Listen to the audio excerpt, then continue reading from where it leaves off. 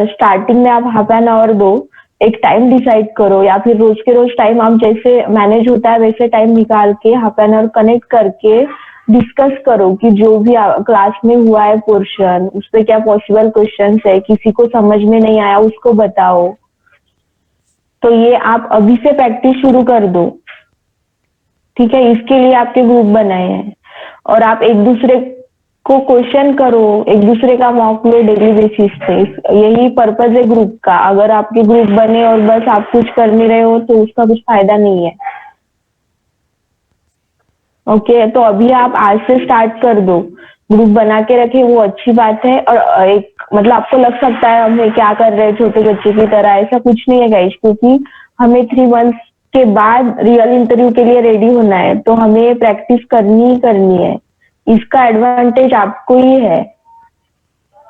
Okay, अगर आपके group में कोई मेंबर कम मतलब है तो आप दो ग्रुप एक इसमें ज्वाइन करके भी प्रैक्टिस कर सकते हो, कम लोग है तो। ओके, तो अभी आप आज से स्टार्ट कर दो। आप कोई भी टाइम निकालो ना, लेट मतलब इवनिंग है, कोई भी है, कोई जॉब कर रहा है तो उसके हिसाब से थोड़ा एडजस्टमेंट करके स्टार्ट कर दो अभी से ही। चलो फिर बैक टू मैनुअल आते हैं। मेगा मैनुअल में हमने 5 मिनट्स ब्रेक आई नीड। ठीक है कुणाल, आप 5 मिनट का ब्रेक ले लो। तब तक किसी को कुछ क्वेरीज है तो आप पूछो रिलेटेड टू मॉक और अदर की, या मतलब ग्रुप डिस्कशन में हमें क्या करना है, कैसे करना है, कुछ भी क्वेश्चन है तो आप लोग पूछो, हम तब तक वो डिस्कस कर लेंगे।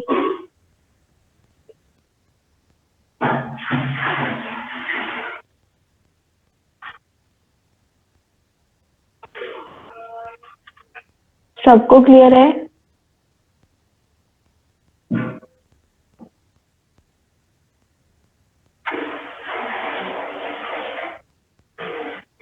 श्रुति, राधिका, पूजा, कुछ भी क्वेश्चन है आपका तब तक आप पूछ सकते हो।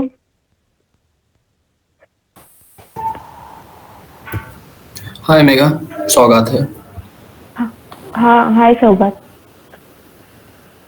Mega, I have one doubt. Like the document which you shared, in that, in a team, how many delivery managers can be there? Delivery manager 1 only. Okay, and like, can you please explain that pesticide paradox? Pesticide paradox, okay. So पहले हम delivery manager की बात करते हैं। देखो हाँ। सौगात, वैसे तो डिलीवरी मैनेजर फाइनल वाला एक ही होता है हर प्रोजेक्ट में, बट कभी कभी क्या होता है ना, प्रोजेक्ट जो है डिवाइड बेसिस पे होते हैं। अभी डिवाइड बेसिस पे मतलब देखो, अभी प्रोजेक्ट जो है मेन आप कंसिडर करो यूके से है, और यूके में मेन अजाइल मैनेजर बैठता है और उसकी हाफ टीम जो है इंडिया से वर्क कर रही है। तो इंडिया के टीम के लिए भी एक डिलीवरी मैनेजर रहता है, बट वो पहले रिस्पॉन्सिबल रहेगा वो मैनेजर जो मेन मैनेजर है उसको, और फिर हो जाएगा फाइनल प्रोडक्ट के लिए वो डिलीवरी मैनेजर। तो ऐसे भी होता है, लेकिन फाइनल जो क्लाइंट के साथ बात कर रहा है या फिर बीए के साथ कंट्रीब्यूट कर रहा है, ऐसा जो डिलीवरी मैनेजर है वो एक ही है। बट इस केस में 2 मैनेजर, एक इंडिया से रहेगा और एक यूके से रहेगा। Okay okay. हाँ, और दूसरा क्या पूछा आपने? Pesticide paradox.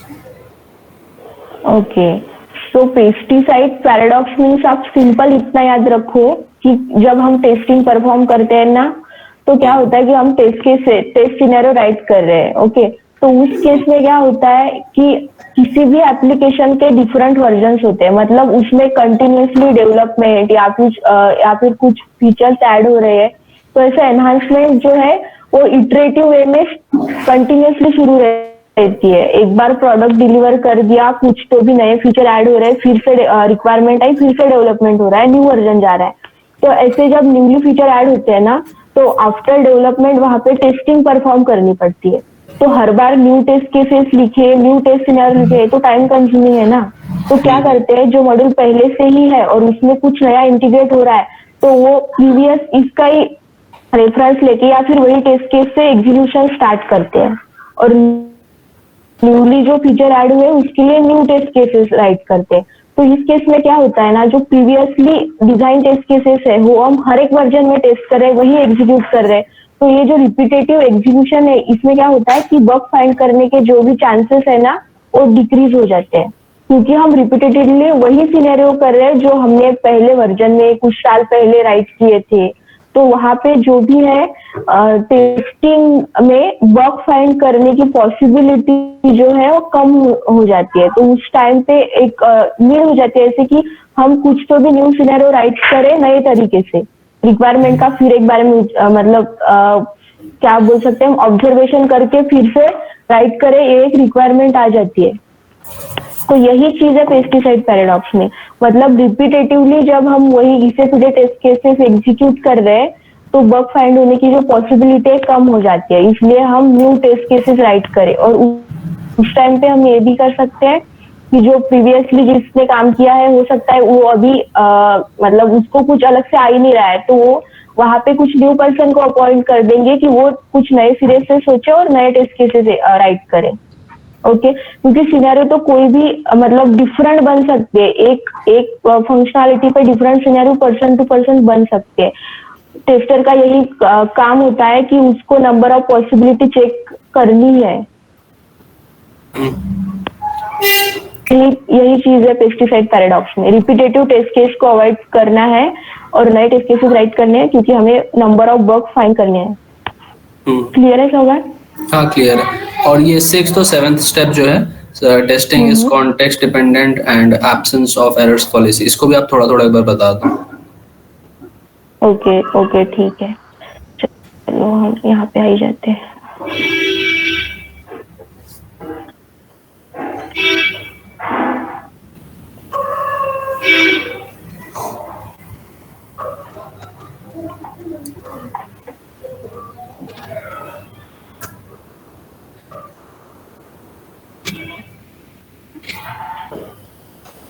आपको pesticide paradox, absence of error policy और क्या देखना है? Testing context dependent. तो कॉन्टेक्स्ट डिपेंडेंट ये है टेस्टिंग कि देखो अभी अलग अलग डोमेन के प्रोजेक्ट होते हैं, मैंने उस दिन भी बताया था शायद आप सुनते। तो कुछ हेल्थ केयर डोमेन के प्रोजेक्ट होते हैं, कुछ टेलीकॉम है, बैंकिंग डोमेन है, डिफरेंट इलेक्ट्रिकल डोमेन है। तो ऐसे जो प्रोजेक्ट्स है वो डिफरेंट डोमेन के होते हैं ना। तो जब भी हम टेस्टिंग परफॉर्म कर रहे हैं तो वहां पे रिक्वायरमेंट क्या रहेगी कि हमें पर्टिकुलर डोमेन के बारे में मतलब सामने रख के ही हमें टेस्टिंग परफॉर्म करनी है, या फिर वो डोमेन का नॉलेज हमें होना चाहिए और उसी के हिसाब से हम उसकी फ्यूचर पॉसिबिलिटी क्या है, मतलब फ्यूचर में वो कैसे यूज होने वाला है, उसमें क्या प्रॉब्लम आ सकते हैं, रिक्वायरमेंट टाइम टू टाइम कैसे चेंज हो सकती है, वो सब एग्जाम्पल्स या फिर पॉसिबिलिटी सामने रख के ही हमें टेस्टिंग परफॉर्म करनी है। जैसे कि देखो एग्जाम्पल, अभी हम किसी भी बैंकिंग डोमेन का प्रोजेक्ट लेते हैं तो हम देख रहे हैं मतलब बैंकिंग सेक्टर में डिफरेंट एप्लीकेशंस आ रहे हैं, राइट? अभी सब ऑनलाइन हो रहा है। तो ये जो है जब हम स्टार्टिंग में कोई भी सॉफ्टवेयर अगर बैंक के लिए डिजाइन करते हैं तो उस टाइम पे जो रिक्वायरमेंट है उस टाइम पे जो भी है वो सामने रख के करेंगे। लेकिन क्या होता है डे टू डे कस्टमर की रिक्वायरमेंट जो है चेंज होती जाती है, या फिर सॉफ्टवेयर का यही एक होता है कि हाँ वो इजीली लोगों को अंडरस्टैंड आए और वो जो है ह्यूमन एफर्ट जो हमारे लग रहे हैं ना वो कम किए जाए। किसी भी हम हो गया मेगा?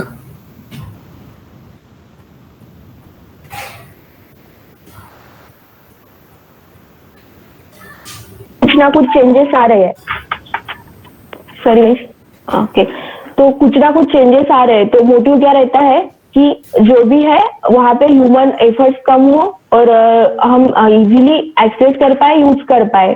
तो हम जब टेस्टिंग भी परफॉर्म करेंगे तो टेस्टिंग जो है वो कॉन्टेक्स्ट डिपेंडेंट होना चाहिए, मतलब डोमेन के रिलेटेड होना चाहिए। इतनी सिंपल चीज है। वहां पे हेल्थ केयर डोमेन है तो मोस्टली स्ट्रिंग का पार्ट आएगा, जो अभी आपको पता है शायद आपका जावा हुआ है। हेल्थ केयर डोमेन में मोस्टली स्ट्रिंग यूज होती है जो भी प्रोजेक्ट डेवलप होता है। तो जब हम टेस्टिंग परफॉर्म कर रहे हैं तो उनको टेस्टिंग भी उसी हिसाब से परफॉर्म करनी पड़ेगी, वो फंक्शनैलिटी को सामने रखते हुए। अगर फिर फाइनेंस डोमेन है, बैंकिंग डोमेन है प्रोजेक्ट, तो उनको कैलकुलेशन बेस्ड फंक्शनैलिटी पे ज्यादा फोकस करना पड़ेगा। कि सपोज अभी अदर एप्लीकेशन है तो कभी कभी देखो टैक्स का होता है, किसी चीज पे 12% टैक्स है, किसी चीज पे 18% टैक्स है, तो वो बराबर से काउंट हो रहा है क्या, हम डिडक्ट कर रहे हैं क्या? देखो अभी आप फ्लिपकार्ट या अमेजोन पे शॉपिंग करते हो, वहां पे कोई भी चीज आप सपोज करके आपने कार्ड में ऐड कर ली है और आप फाइनल इसमें ऑर्डर जो है वो प्लेस कर रहे हो, ओके। तो वहां पे क्या होता है, कभी कभी देखो आपके पास ना कोई अभी देखो सेल चल रहा है, और कभी कभी किसी के पास आईसीआईसीआई है, एचडीएफसी है, वहां पे आपको ऑफर्स रहती है, राइट। तो आप जब फाइनल प्रोडक्ट ऐड करते हो और कूपन एप्लीकेबल करते हो, तो आपको जो फाइनल प्राइस आती है वो पर्टिकुलर परसेंटेज डिडक्ट होके फिर आपको फाइनल प्राइस आती है, राइट। यस, समझ रहा है? हाँ, तो वहां पे क्या हुआ, यहाँ पे ये तो हो गई आपकी फाइनल चीज, राइट। बट यही चीज जब आप टेस्टिंग में परफॉर्म कर रहे हैं, तो आपका मोटिव क्या होना चाहिए कि वो जो है करेक्टली कैलकुलेट कर रहा है क्या, राइट। मतलब यहाँ पे आप कैलकुलेशन की जो भी फंक्शनैलिटी है वो चेक कर रहे हो ना, वो तो कॉन्टेक्ट, वो पर्टिकुलर कॉन्टेक्ट में हो रही है, राइट। तो ये एक सिंपल एग्जांपल हो गया है। ऐसे जब बड़े प्रोजेक्ट रहेंगे तो वहां पे कुछ तो भी डिफरेंट कॉम्प्लेक्स फंक्शनैलिटी भी आ सकती है। बस एक सिंपल चीज यहाँ पे है कि डोमेन को सामने रखते हुए हमें टेस्टिंग परफॉर्म करनी है। That is our point, testing is context dependent होनी चाहिए, आउट ऑफ द बॉक्स या आउट ऑफ द सब्जेक्ट तो नहीं जाने चाहिए, ओके। और फिर है अब्सेंस ऑफ एरर पॉलिसी। तो अभी क्या होता है ना, कभी कभी ये जो है ये रेयरली और वर्स्ट केस में ऐसे सिनेरियोज आते हैं, ये इनिशियल लेवल पे है जब टेस्टिंग के प्रिंसिपल डिसाइड होते हैं, ऐसे अभी होता नहीं है। बट इसमें सिर्फ यही चीज है कि आपके पास जो है ना, आपने टेस्टिंग परफॉर्म कर ली है ऑल द लेवल की, एक्सेप्टेंस है, अलग अलग है, black box, white box, performance, functionality, ऐसे डिफरेंट टेस्टिंग है, आपने सब परफॉर्म कर लिया, आपको कोई भी एरर नहीं मिल रहा है। आपने बोल दिया है कि एरर फाइंड नहीं हो रहा है या फिर मतलब बग मिल नहीं रहा है, और फिर जो मिला वो भी आपने डेवलपर को रेज किया, डेवलपर ने रिजॉल्व कर दिया, आपने वहां पे रीटेस्टिंग भी कर ली, रिग्रेशन टेस्टिंग भी कर ली, मतलब फिर से जो टेस्टिंग है वो भी कर ली आफ्टर, अगर कोई भी बग होता है वो रिजॉल्व होता है, तो फिर जब रिजॉल्व होने के बाद वो फिर से प्रोडक्ट आता है, वहां पे रिग्रेशन रीटेस्टिंग परफॉर्म होती है, वो सब भी आपने कर लिया। और आप बोल रहे हो अभी कि कोई भी बग नहीं है, प्रोडक्ट जो है रेडी टू डिप्लॉयमेंट है, लेकिन बाद में आपको पता चल रहा है कि वहां पे जो है रिक्वायरमेंट में ही गड़बड़ थी, मतलब आपने जो प्रोडक्ट जो डेवलप हुआ है और जो टेस्ट किया है वो गलत रिक्वायरमेंट के साथ डिजाइन हुआ है। तो उस चीज का कोई फायदा है क्या कि आप बोल रहे हो वहां पे बग है ही नहीं, आपने सब परफॉर्म कर लिया, बट आपको अभी पता चला कि रिक्वायरमेंट ही जो है वो गलत है, या उसमें ही कुछ तो भी ऐसे गैप है स्टेक होल्डर्स और बीए के बीच में, तो रिक्वायरमेंट ही गलत है। तो उस बारे में अगर आपने कितने भी एफर्ट्स डाले हो, कितने भी वर्क फाइंड कर रहे हो, बट आपको पता है कि प्रोडक्ट ही गलत हो गया है और ये प्रैक्टिकली इम्प्लीमेंट जो है वो हो ही नहीं सकता है, तो उस केस में कोई फायदा ही नहीं है आपकी टेस्टिंग कितनी भी बग फ्री हो। वही चीज है एब्सेंस ऑफ एरर पॉलिसी में, ओके। इतना ही है। अभी आपको समझ में आया चीजें? दोनों तीनों, ओके। और अभी ये जो पॉइंट है ना, ये सिर्फ आप याद रखो, या कभी आपको कभी सिनेरियो बेस्ड क्वेश्चन आए तो आप ऐसे ऐड कर सकते हो। जैसे आपको सपोज करके मैं एग्जांपल देती हूँ, ये जो है ये आपको कोई ऐसे पर्टिकुलर नहीं पूछेगा, फ्रेशर्स को पूछ सकता है, बट अगर आप एक्सपीरियंस जाओगे तो आप इस चीज का फायदा कैसे लेते हो, मतलब आप लास्ट 3-4 लेक्चर से ये चीज पढ़ रहे हो, तो आपको इसका कुछ तो भी यूज भी करना चाहिए ना। जैसे वो नहीं पूछेंगे बट आप ये टर्म कहाँ पे यूज कर सकते हो बोलते समय, तो जैसे आपको कोई कभी इंटरव्यू में सिनेरियो बेस्ड क्वेश्चन आएगा कि आपको पूछेगा कोई भी मैनेजर लेवल मतलब जो राउंड होते हैं वहाँ पे क्वेश्चन आ सकता है कि आप कैसे कंसिडर करोगे कि आपका प्रोडक्ट जो है वो बग फ्री है या आपने पूरी तरह से टेस्ट कर लिया है। तो आप आंसर एक स्टार्ट कर सकते हो वहां पे कि टेस्टिंग प्रिंसिपल इटसेल्फ से कि 100% जो है टेस्टिंग पॉसिबल नहीं है, राइट।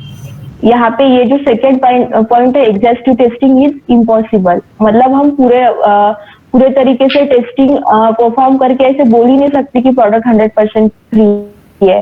तो आप एक ऐसा स्टेटमेंट देके और आंसर को स्टार्ट कर सकते हो, फिर आपको जो भी बताना है आप बताओ, ये सिर्फ इस चीज के लिए कि आपको इम्प्रेशन जमाना है तो आप ऐसा ऐड कर दो ना वहाँ पे, बस इतना ही है। उसको उसको खुद को भी नहीं पता रहता कि टेस्टिंग प्रिंसिपल से है और हमें फॉलो कर रहे हैं। इतना भी एक्सपीरियंस पर्सन हो ऐसे बेसिक से वो नहीं सिखाते, क्योंकि वो डायरेक्टली आते हैं, काम शुरू करते हैं, तो इतनी जो है थियोरेटिकल चीजें किसी को पता नहीं होती है। Okay guys, Okay. अभी सबको क्लियर है? टेस्टिंग प्रिंसिपल सबको क्लियर है? यस। Yes, Megha. ओके, तो आप टर्म ऐड में रखो ऐसे। चलो अब बैक टू एसडीएलसी आते हैं। हमारा लास्ट टॉपिक था एसडीएलसी, ठीक है। हमने एसआरएस ये सब देखा था।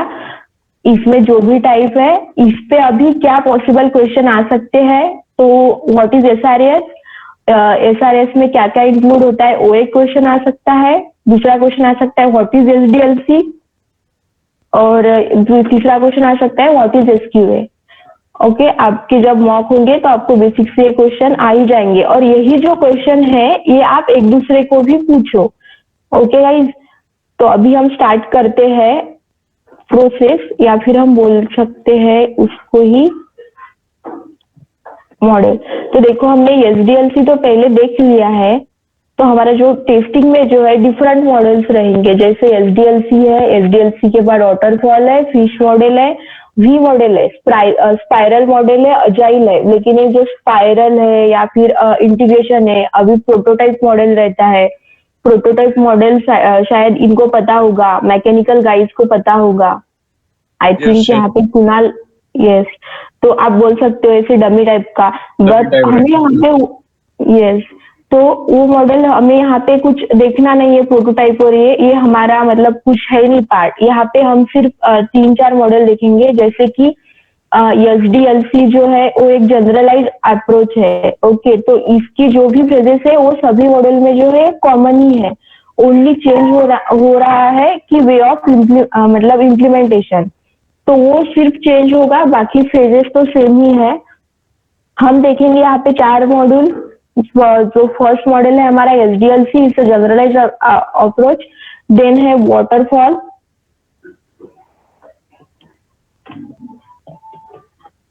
उसके बाद हम देखने वाले हैं फिश मॉडल,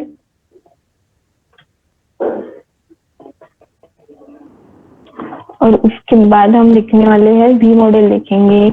तो जो वी मॉडल है वो भी गाइस मतलब लिमिटेड ही यूज होता है इसमें के जो भी है। और उसके बाद जो हमारे लिए इम्पोर्टेंट है वो है हमारा अजाइल। तो एसडीएलसी जनरलाइज अप्रोच, और हमें पता है एसडीएलसी में कितने फ्रेजेस है, हमने देखा है, याद है किसी को? 6 phases। ओके, तो यही 6 फेजेस जो है वो सभी मॉडल में रहेंगे। ओके, तो अभी हम ये देखेंगे आज वाटरफॉल मॉडल। तो गाइस आपको इस वर्ड से कुछ तो भी समझ में आ रहा होगा कि क्या हो सकता है वाटरफॉल मॉडल में, कोई बता सकता है? Flow from top to bottom. Yes, right. तो यही है वाटरफॉल मतलब क्या है ना, आप टेस्टिंग का यही एक फीचर है गाइस कि आप यहाँ पे उस वर्ड से ही वो फ्रेज को समझ सकते हो पूरी तरह। तो जब आप स्टडी कर रहे हो या कोई भी चीज समझ रहे हो ना, तो आप उस एक वर्ड सामने ले लो और उसको ही आप 3 क्वेश्चन करो कि क्या है, क्यों है और कैसे है, व्हाट, व्हाई और हाउ।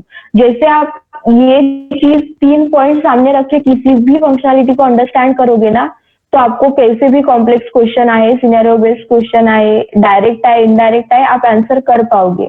तो ये सब जब भी आप स्टडी करें, अभी ये तो बहुत इजी चीजें है और थ्योरेटिकल है, बट कोई कॉम्प्लेक्स भी चीज आप आगे चल के पढ़ोगे तो आप यही मैनर्स में मतलब यही वे से स्टडी करो कि मुझे ये 3 क्वेश्चन के आंसर निकालने ही है किसी भी चीज से। तो अभी वाटरफॉल मॉडल पे हम आते हैं। हम यहाँ पे डायग्राम देखेंगे, फिर आपको ज्यादा अच्छे से समझ में आएगा।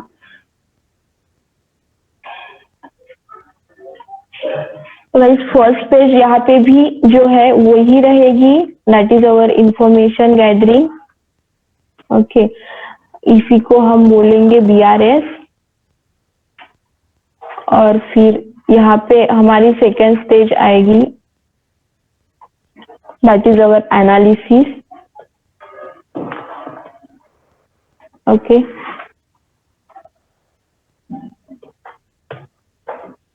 इसी को ही हम बोलेंगे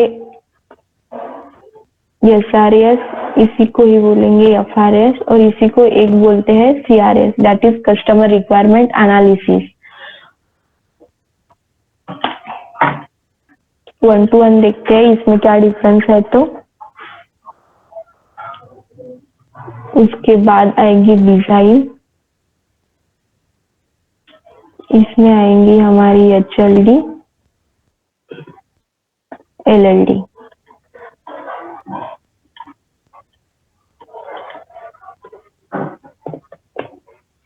कोडिंग,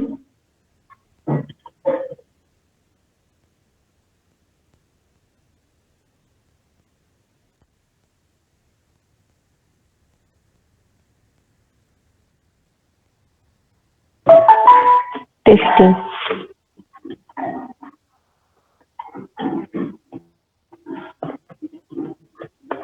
मेंटेनेंस। ओके, तो सबसे पहले आते हैं, पहले तो हम देखेंगे कि वाटरफॉल मॉड्यूल जो है उसका वे, मतलब अभी जैसे कि आप वर्ड से ही समझ पा रहे हो, वाटरफॉल मॉडल जो है वो एक सीक्वेंशियल मॉडल है। यहाँ पे जो भी फ्रेजेस परफॉर्म होगी वो सीक्वेंशियली परफॉर्म होगी। अभी सीक्वेंशियली मीन्स देखो, अभी मैंने आपको यहाँ पे जब हम SDLC पढ़ रहे थे, तो मैंने आपको बताया था कि जैसे BRS या ये चीजें प्रिपेयर होती है, वो सबके पास जो है वो मतलब जैसे BRS प्रिपेयर होगा उसके बाद SRS प्रिपेयर होगा, और SRS जो है ये तीनों टीम के पास चले जाएंगे। एनालिसिस, डिजाइन, सॉरी एनालिसिस में तो हम SRS प्रिपेयर कर रहे हैं, और SRS प्रिपेयर होते ही ये तीनों लोगों के पास जाएगा, डिजाइन, कोडिंग और टेस्टिंग, मतलब डिजाइनर के पास भी जाएगा, कोडर और टेस्टिंग के पास। तो जब तक ये लोग डिजाइन प्रिपेयर कर रहे हैं यहाँ पे, तब तक कोडर क्या करेंगे, वो फंक्शनलिटी पे जो भी इनिशियल लेवल पे वो कोडिंग कर सकते हैं वो रेडी रखेंगे। बाद में फंक्शनलिटी आने के बाद वो एग्जैक्टली इम्प्लीमेंट करेंगे, बट जो कॉमन फ्रेजेस होती है उसके लिए जो भी है या फिर जो इनिशियल प्रिपरेशन है वो रेडी करके रखेंगे हाई लेवल पे। उसके बाद टेस्टिंग टीम भी क्या करेगी साइमल्टेनियसली, कि वो टेस्टिंग प्लान प्रिपेयर करेंगे। टेस्टिंग प्लान में डिफरेंट स्टेजेस है और टेस्टिंग के डिफरेंट सिनेरियोज है, वो हम देखेंगे। बट साइमल्टेनियसली अभी तक इनके पास बिल्ड तो आया नहीं है, फाइनल डेवलपमेंट भी हुई नहीं है। इनके पास सिर्फ एक SRS है जो एक नॉर्मल उनको आइडिया आ रही है। तो यहाँ पे ये तब तक क्या करेंगे ना, जब तक ये चीजें होती है, ये लोग टेस्टिंग टीम एटलीस्ट उनका टेस्टिंग प्लान जो है वो प्रिपेयर करेंगे और टेस्टिंग जो है सिनेरियो राइट करके रखेंगे। और जब जैसे ही इनका डिजाइन पूरा होता है फिर वो कोडर के पास आएगा और कोडर जो है टेस्टिंग स्टार्ट कर देंगे, और ये तो इनका काम मीनवाइल कर ही रहे हैं। ओके, और जब फाइनल बिल्ड होगा तब ये टेस्टिंग परफॉर्म करेंगे, राइट। तो ये सब चीजें जो है ये तीनों लोग कुछ तो भी साइमल्टेनियसली SRS की स्टडी करके साइमल्टेनियसली वर्क कर रहे हैं। ये डिजाइन बना रहा है तो ये भी कोडिंग के लिए प्रिपरेशन कर रहा है और ये भी टेस्टिंग प्लान प्रिपेयर कर रहा है। तो ये चीजें है, लेकिन ये जनरलाइज SDLC में है। लेकिन जब हम अभी वाटरफॉल की बात कर रहे हैं तो यहाँ पे ऐसे नहीं होता है गाइस। यहाँ पे क्या होता है कि जो भी चीजें हो रही है वो सिक्वेंशियल मैनर्स में हो रही है। मतलब देखो, पहले तो BA जाएगा और स्टेक होल्डर से इंफॉर्मेशन या जो भी रिक्वायरमेंट है वो कलेक्ट होगी। उसके बाद उसको एनालाइज किया जाएगा। एनालाइज करने के बाद हर पॉसिबिलिटी को यहाँ पे चेक किया जाएगा कि इन फ्यूचर क्या हो सकता है, रिलेटेड टू रिसोर्सेस है, सॉफ्टवेयर है, बजट है, या फिर जो रिक्वायरमेंट में चेंज आने वाले हैं वो है। वो सब चीजों के बारे में यही इसी फेज में पहले चेक होगा, और उसके बाद ही नेक्स्ट जो है नेक्स्ट लेवल को जो भी डिलीवरेबल्स है वो हैंडओवर होंगे और फिर नेक्स्ट स्टेज जो है वो स्टार्ट होगी। तो ये तो हो गया वाटरफॉल का। पर जनरलाइज अभी वो कैसे डिसाइड करेंगे कि उनको कौन सा मॉडल जो है वो फॉलो करना है गाइस। तो क्या होता है कि जब कोई भी न्यू प्रोजेक्ट किसी भी कंपनी के पास आता है या फिर उसके लिए बात करते हैं, तो कंपनी लेवल पे एज अ कंपनी और उसके फायदे के लिए वो एक स्टडी करते हैं, दैट इज फिजिबिलिटी स्टडी। तो फिजिबिलिटी स्टडी में क्या होता है, ये एक्स्ट्रा की चीजें हैं, मैं नॉलेज के लिए बता रही हूँ, आपको कोई पूछेगा नहीं है कि फिजिबिलिटी स्टडी क्या है और कि कैसे होता है, कुछ नहीं। तो फिजिबिलिटी स्टडी में गाइज वो कुछ फैक्टर सामने रखते हैं और उसके हिसाब से वो जो है डिसाइड करते हैं कि उनको कौन सा मॉडल जो है फॉलो करना है। फिजिबिलिटी स्टडी में वो कुछ लीगल चीजों के बारे में बात करते हैं, जैसे कि कुछ प्रोजेक्ट जो है उनमें साइबर सिक्योरिटी के रिलेटेड चीजें होती है, लीगल इलीगल, मतलब जैसे कि बैंकिंग के प्रोजेक्ट है, वहां पे अगर किसी मतलब कस्टमर का सेंसिटिव डेटा है, अगर वो डेटा ही मतलब चोरी हो गया, हम देखते हैं आजकल बहुत सारे डेटा स्टोलन ऐसे कुछ तो भी चीजें होती रहती है, तो उस केस में वही रिस्पॉन्सिबल है जिन्होंने सिक्योरिटी के लिए क्या बोलते हैं हम रिस्पॉन्सिबिलिटी ली है। तो ये सब लीगल है, कुछ तो भी लॉ ब्रेक हो रहा है क्या, कुछ सिक्योरिटी रीजन है क्या, ये चीजों के बारे में भी मतलब उनको सोचना पड़ता है। ये आएगा फिजिबिलिटी स्टडी में। बाद में है कि टेक्निकल इशू क्या है, टेक्निकल मतलब जैसे नीड रहेगी वैसे कुछ इशू भी रहेंगे, हो सकता है कभी कभी प्रोजेक्ट में रिक्वायरमेंट कुछ अलग हो और कंपनी के पास वैसे रिसोर्स ही ना हो, या फिर हो तो वो किसी और प्रोजेक्ट में हो, करंटली अवेलेबल ना हो, तो उस केस में वो पहले तो देखेंगे लीगल चीज, बाद में देखेंगे टेक्निकल, फिर है कि इकोनॉमिकली भी उनको देखना पड़ेगा कि रिसोर्सेस कितने लगने वाले हैं, और उनको देखना पड़ेगा कि अभी उन्होंने कुछ तो भी कॉन्ट्रैक्ट साइन कर लिया है और अमाउंट ले लिया पर्टिकुलर क्लाइंट से, और बाद में पता चला कि उन्होंने जितनी अमाउंट ली है उतने अमाउंट में तो कुछ हो ही नहीं रहा है, रिसोर्सेज ज्यादा लग रहे हैं, टेक्नोलॉजी की रिक्वायरमेंट चेंज हो रही है, तो ऐसे में तो कंपनी लॉस में जाएंगी ना। तो इसलिए उनको इनिशियल लेवल पे ही सोचना पड़ेगा कि पॉसिबिलिटी क्या है, बैकअप में कितने रिसोर्स रखने हैं, टेक्नोलॉजी में कुछ चेंज है क्या, एनवायरमेंट सेटअप के लिए एक्स्ट्रा मनी लगेगा क्या, ये सब चीजें भी पहले आ जाएगी। उसके बाद शेड्यूल जो है वो बहुत इंपॉर्टेंट है, प्रोजेक्ट डेडलाइन, कुछ जो है वो सर्विस बेस्ड कंपनी है, कंटिन्यूसली मतलब जो है सर्विस दे रहे हैं, बट कुछ ऐसे प्रोजेक्ट होते हैं कि वो प्रोडक्ट टाइप की एक बार कर दिए तो उसको डेडलाइन होती है, इतने दिन में देना ही है, अगर नहीं दे रहे हो तो फिर पेनल्टी और ये सब चीजें आ जाती है। तो ये सब चीजें पहले तो फिजिबिलिटी स्टडी होगी और कंपनी इसके बारे में सोचेगी, बाद में वो डिसाइड करेंगे कौन सा मॉडल फॉलो करना है। ओके, ये क्लियर है, ये जनरल एक इंफॉर्मेशन के लिए है। उसके बाद आएंगे, सपोज अभी हम वाटरफॉल मॉडल कब फॉलो करेंगे, तो गाइस जब रिक्वायरमेंट 100% क्लियर होगी, क्लैरिटी होगी, तभी हम वाटरफॉल मॉडल फॉलो करेंगे। अभी हम करंटली कर रहे हैं क्या, सभी ऑर्गेनाइजेशन जो है अजाइल फॉलो कर रही है, ये बात थी 2000 तक की। 2000 तक जो है वाटरफॉल वो 100% यूज में था, प्रैक्टिस में था।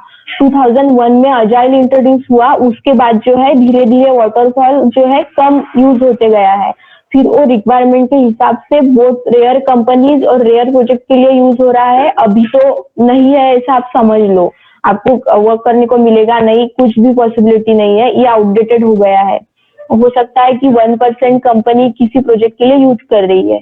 ओके, तो ये हो गया। अभी क्यों नहीं है, इसके कुछ मतलब जो है ड्रॉबैक है, इसलिए ये यूज में नहीं है। अजाइल अभी बेस्ट प्रैक्टिस में है।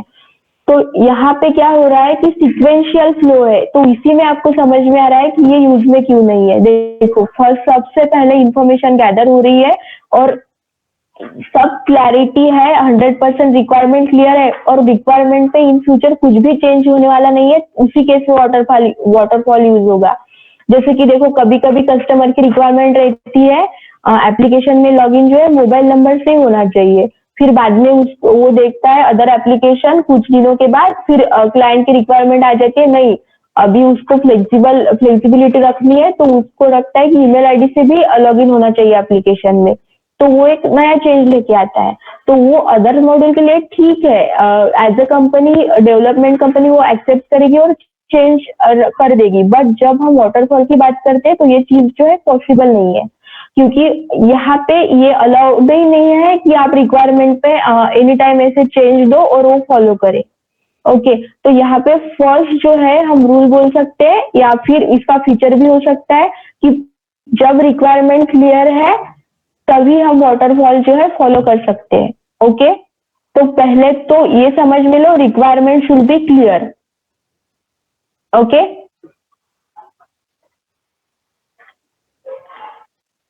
Hello, am I audible? Yes, yes. Yeah, Megha. Yes, yes. Okay, अब तक का क्लियर है सब? कुंदन, राधिका?